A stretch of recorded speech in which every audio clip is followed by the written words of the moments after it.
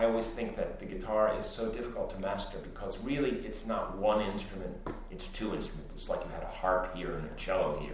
You have to bring them together and synchronize these two hands doing completely different things.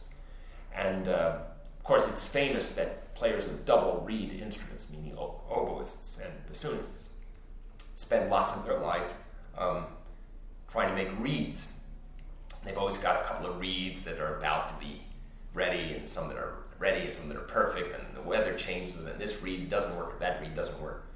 But we've got basically 5 reeds to worry about, 5 fingernails, 5 fingers. And so we have all the problems of all the instruments in the entire world, it seems. Plus we have the further complicating matter that certain notes, what we call open strings, are played with one hand, but a lot of notes are played with both hands.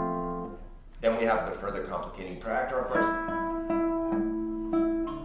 that we can play one and the same note on 6 different strings, and sometimes different places, even different ways.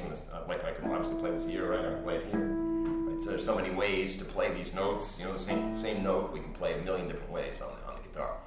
So that, of course, increases the permutations of possible fingerings.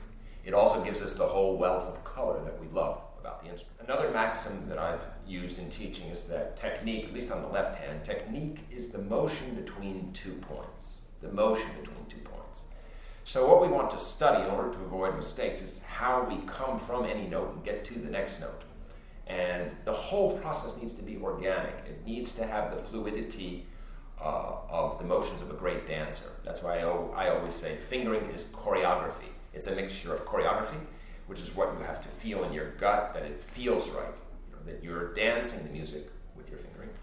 And the intellectual part, we could say it's a mixture of choreography with orchestration, so that the colors that you choose, the same way an organist chooses registration, or a composer orchestrating a work chooses what instrument to give what line to at what point. That's a very crucial thing as far as having things come out.